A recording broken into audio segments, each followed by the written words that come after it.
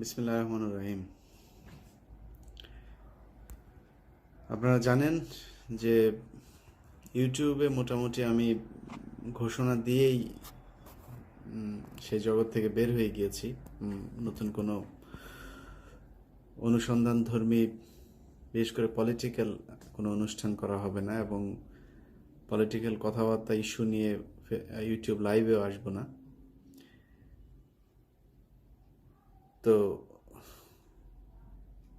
সেখানে বলেছিলাম সেদিন আপনাদেরকে যে আমি হয়তো সামাজিক অনেক বিষয় নিয়ে, সামাজিক অনেক অসঙ্গতি, অপরাধ, অনিয়ম, এইসব বিষয়গুলো নিয়ে হয়তো মাঝে মধ্যে কথাবার্তা বলতে পারি, কিন্তু সেখানেও আমি খুব বেশি উৎসাহ বোধ করি না। কারণ গত প্রায় 1.5-2 সপ্তাহ ধরে বিশেষ করে আমি এই জগৎ থেকে কিছুটা দূরে। এতে আমি ব্যক্তিগতভাবে অনেক লাভবান হয়েছি। ধরুন, গত 1 সপ্তাহে আমার প্রায় $2000 আমি আর্ন করেছি কাজ করে। ইউটিউবে সময় দিতে গেলে আমি এই জিনিসগুলোতে, আমি গত মাসের ঘর ভাড়া দিতে গিয়েও হিমশিম খেতে হয়েছে।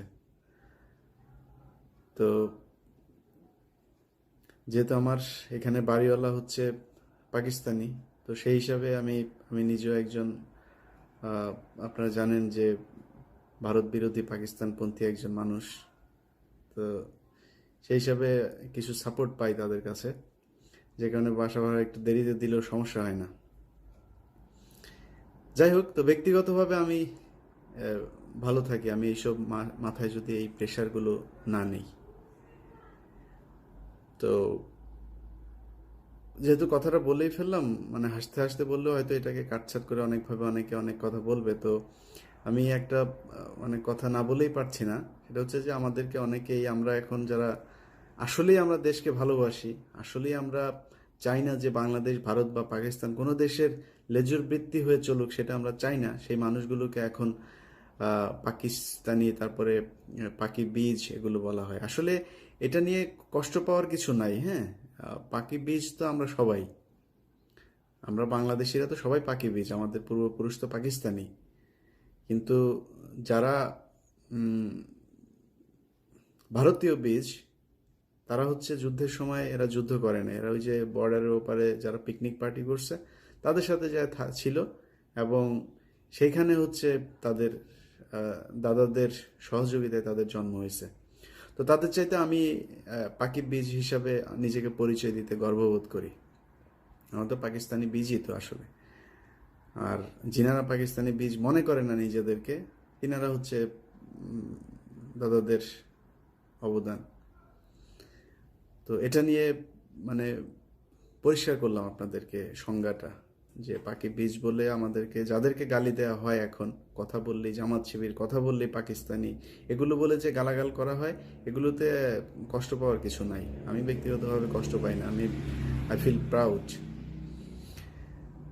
তো যাই হোক, যদিও মানে বিতর্কিত কথাবার্তা বলবার জন্য আপনাদের সামনে আসিনি আজকে, যে জন্য আসা হয়েছে সেটা হলো, আমি চাচ্ছি এখান থেকে বের হয়ে যেতে, তারপরও চাইলেও একেবারে বের হয়ে যাওয়া সম্ভব না। আর যারা অনেকে আমাকে নিয়ে মনে করছেন যে আমি কথা বলছি না, আসলে বাংলাদেশে ইলিয়াস হুসাইন নামে একজন ব্যক্তি কথা সারাদিন, আপনার ব্যারিস্টার সুমনকেও অনেকেই দেখি করেন, ব্যারিস্টার সুমন এটা নিয়ে লাইভ করছে না কেন, ওইটা নিয়ে লাইভ করছে না কেন। আরে ভাই, লাইভ করলে হবেটা কি? বাংলাদেশে কত বড় বড় প্রতিষ্ঠান ধ্বংস হয়ে গেছে, শেষ হয়ে গেছে, রাজনৈতিক দল শেষ হয়ে গেছে, কোনো কাজ হয় নাই। আমার মতো একজন মানুষ সারাদিন চিল্লাইলে আমার কিছু শত্রু বাড়বে, কোনো কাজ আসবে না। আমি তো যে কটা প্রোগ্রাম করেছি সেগুলো করা দরকার ছিল, সেটা আমার জীবনের ঝুঁকি নিয়ে হলেও করা দরকার ছিল। কারণ আমি আমার দেশের পলিটিক্যাল পার্টি কেউ কি করছে সেটা সমস্যা না, কিন্তু ভারতের আগ্রাসন, সেটা নিয়ে আওয়ামী লীগের মানুষজনের মধ্যে চরম একটি আহ, আহ, আশঙ্কা তৈরি হয়েছে।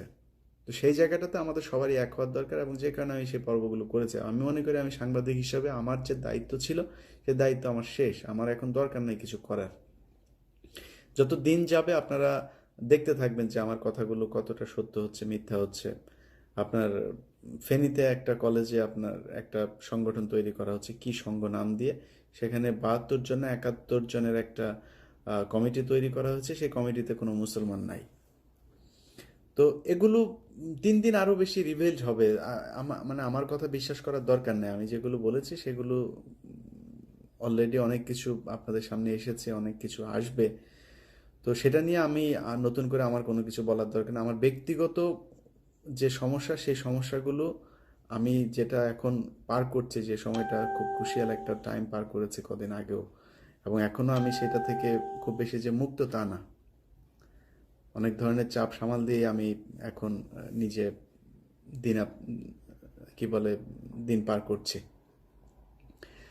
তো সামাজিক যে বিষয়গুলো নিয়ে কথা বলবো বলেছে, আপনারা লাইভে আসতে বলছেন, পলিটিক্যাল কথা তো বলা হবেই না, সামাজিক কথা বলবো কিনা সেটা নিয়েও এখন সন্দেহ আছে। কারণ হচ্ছে একটা কথা বলতে গেলেই সেটা তো আসলে রাষ্ট্রের বিভিন্ন অর্গানগুলোর সাথে জড়িত, সেই কথাটা হয়তো কোনো না কোনো একটা পলিটিক্যাল পার্টি বা কোনো একটা সংস্থার বিরুদ্ধে যাবে। সেটা যাওয়া মানেই নতুন আরেকটা শত্রু তৈরি হলো। ফেসবুকে তো আমি সবসময় পলিটিক্যাল লেখালেখি করি। একদিন আমি সাইদি সাহেবকে খুবই ব্যক্তিগতভাবে পছন্দ করি, একজন আমার খুবই ভালো লাগে ওনার কথাবার্তা, ওনার ওয়াজ। আমার বাবা ওনার চরম একজন ভক্ত ছিলেন।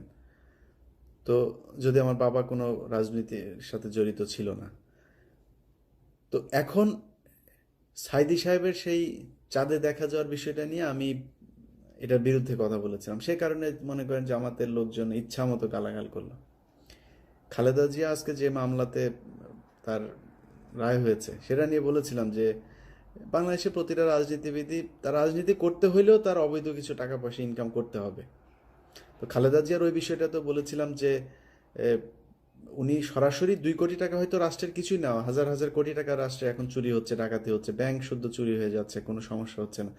তো 2 কোটি টাকা এটা এটা খালেদা জিয়াকে ফাঁসানো হয়েছে, এটা 100%। বাট এই ঘটনায় খালেদা জিয়ার নিজের না হলেও তার সম্মিলিতভাবে সেই সরকারের গাফলতি ছিল। কারণ যে টাকাটা এসেছিল 2 কোটি 3 কোটি যাই হোক 6 কোটি, সেটা মানে ইউটিলাইজ হয় নাই প্রপারলি।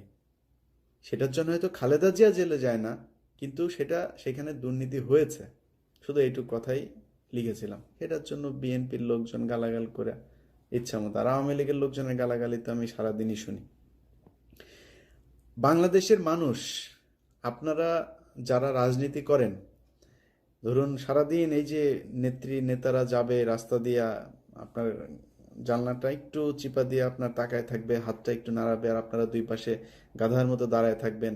এগুলো দেখে প্রতিটা রাজনৈতিক দলের নেতারা যারা আছেন তারা রাতে বাসায় গিয়ে হাসেন যে এত বলদ, এই বাংলাদেশে এত বলদ বাস করে যে আমি আসলে এদের সাথে আমরা অভিনয় করি আর এরা আমাদের জন্য এত কিছু করে।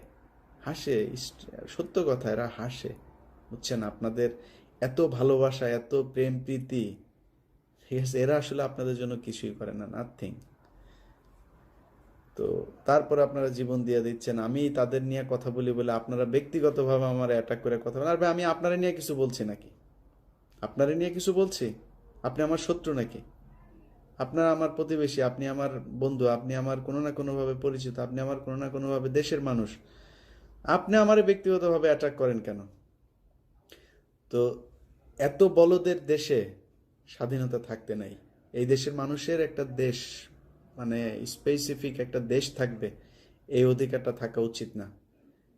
কারণ এতগুলো বলদ যে দেশে বাস করে, সেই দেশের তাদের দেশ দরকার নাই, ঠিক আছে? অন্ধের মতো বিশ্বাস করি, অন্ধের মতো আমরা আমাদের নেতাদেরকে বিশ্বাস করি। তাদের কোনো দোষ থাকতেই পারে না, থাকতেই পারে না। ধরুন এই যে দুদিন আগে রুমিন ফারহানার ঘটনাটাই বলি। ভাই, আপনি এখন বলছেন যে এটা কোনো কিছুই না। অনেক বিএনপির লোকজন আমাকে বোঝানোর চেষ্টা করছেন যে এটা কিছুই না। আমিও জানি এটা কিছুই না, কিন্তু আপনাকে বুঝতে হবে এটা আপনার নাগরিক অধিকার। কেন নাগরিক অধিকার? কারণ আমি কিন্তু ওই প্লটের জন্য আমি অ্যাপ্লাই করতে পারবো না। আমি সাধারণ নাগরিক হিসাবে আমি পারবো না, কিন্তু আপনি পারবেন। কেন পারবেন? কারণ আপনি একজন সংসদ সদস্য। আপনি যে মন্ত্রণালয়ের কাছে আপনি করছেন, সেই মন্ত্রণালয়ের মন্ত্রীও একটা রাজনৈতিক দলের সংসদ সদস্য হয়ে তারপরে তিনি মন্ত্রী হয়েছেন। তার মানে আপনি রাষ্ট্রের এই অর্গানটাকে মেনেই নিচ্ছেন, আপনি স্বীকৃতি দিচ্ছেন যে আপনি একটা সংসদকে আপনি মেনে নিয়েছেন, সেই 30 তারিখে নির্বাচনকে আপনি মেনে নিয়েছেন। আপনি যেই প্যাডে অ্যাপ্লিকেশনটা সাবমিট করেছেন, সেই অ্যাপ্লিকেশনটাও সংসদ ভবনের প্যাড, আপনার ব্যক্তিগত কোনো প্যাড না। আপনি সাধারণ নাগরিক হিসাবে আপনার সেই অধিকারটা চান না, আপনি একজন সংসদ সদস্য হিসাবে চেয়েছেন। সো এটাকে শাক দিয়ে মাছ ঢাকার কোনো সুযোগ নাই। বিএনপির লোকজন আপনারা যদি মনে করেন যে অন্ধের মতো আপনি বিশ্বাস করবেন আর আমিও আপনাদের সেই দলে, এটা মনে করার কোনো কারণ নেই। আপনি আমার গালাগালি করেন, কোনো সমস্যা নেই, ঠিক আছে? একটু হুঁশ ফেরান, বুঝছেন? এই বাংলাদেশের আমাদের যে রাজনীতিবিদরা আছেন তারা আপনাদের জন্য কতটুকু কি করে এটা চিন্তা করেন। আমার ইলিয়াসের পিছনে লাগে লাভ নাই। আমি বাংলাদেশের রাজনীতিবিদও না, আমি বাংলাদেশ নিয়ে আমার মাথা না ঘামাইলে আমার কোনো সমস্যা নেই, আমার আরো সুবিধা, আমি আরো ভালো থাকবো, ঠিক আছে? সো ব্যক্তিগতভাবে আমি অনেক সুখী একজন মানুষ, আমার কোনো সমস্যা নাই। আমার এখানে আল্লাহর রহমতে আমি সব পৃথিবীর সর্বোচ্চ সুযোগ সুবিধা নিয়ে এখানে বসবাস করি, ঠিক আছে? আমার পরিবারেরও আমার আল্লাহর রহমতে মানে আর্থিকভাবে যে বিরাট সমস্যা তা না, ভালো আছি। সো আমরা সচ্ছল একটা ফ্যামিলি। সো আমি ব্যক্তিগতভাবে আমারে অ্যাটাক করে লাভ নাই, নিজের চিন্তা করেন। আপনি যে সারাদিন যে নেতার পিছনে দৌড়ায়া 500 টাকা 1000 টাকা নেন, হয়তো মাসে ওই একটা প্রজেক্টের মধ্যে যায় চাঁদাবাজি করে 50,000 টাকা নেন, লাভ কি? সেই টাকাটা নিয়ে আপনি যখন চিকিৎসা নিতে যাচ্ছেন, আপনি জানেন যে একটা হসপিটালে গেলে অবস্থা কি, কিন্তু আপনার অধিকার যেটা, সেটা আপনার অধিকার। আপনার মানুষের আরেকজন নেতার পিছনে যায় চামচামি করে ওই হিসু করে আর পিছনে টিস্যু ধরে রাইখা তার চামচামি করার দরকার নাই তো। এর চেয়ে অনেক ভালো থাকতে পারেন আপনি যদি আপনি আপনার অধিকার সম্পর্কে সচেতন হন, ঠিক আছে? তো আমেরিকা এত বড় একটা দেশ, এত পৃথিবী চালায় যারা, যায় দেখেন না কোনো নেতার পিছনে। আমি আজ পর্যন্ত এসে একজন পুলিশকে দেখিনি একজন পুলিশকে স্যালুট দেয়। আজকে 3.5 বছরে আমেরিকাতে আসছে, কোনো সেনাবাহিনীর গাড়ি দেখিনি আমি বাইরে, অথচ এদের সেনাবাহিনী সারা পৃথিবী নিয়ন্ত্রণ করে, ঠিক আছে? সো যাই করেন আপনার, আপনি যেটা করবেন সেটার ফল আপনারে পাইতে হবে। সো আমি কথা বলি আর না বলি সেটা নিয়ে কিছু আসবে যাবে না। যদি মুসলমান হন তাহলে বিশ্বাস করেন যে কিয়ামত খুব কাছাকাছি। সো কিয়ামত যত কাছে আসবে পৃথিবীতে তত বেশি খারাপ শাসকরা আসবে, তত বেশি বিতর্কিত লোক। এই আমেরিকার মতো দেশে দেখেন কত বিতর্কিত একজন লোক এখানকার প্রেসিডেন্ট, ঠিক আছে? তারপরে সারা পৃথিবীতে তো এই যে বাশার আল আসাদ, তারপরে সৌদি আরব যেটাকে আমরা মডেল মনে করি, জানোয়ার সেই দেশের বাদশাহ, জানোয়ার একজন। কাশ্মীরের শাসকদেরকে মুসলমানদেরকে মারছে, তারা সেখানে নিয়ে আপনার তাদেরকে আপনার অ্যাওয়ার্ড দিচ্ছে, রাষ্ট্রের সর্বোচ্চ পদক দিচ্ছে তাদেরকে। কারণ কি? কারণ হচ্ছে ওই পাকিস্তান এখন কেন এরদোগানের পক্ষ নিয়েছে সেটা। হুম।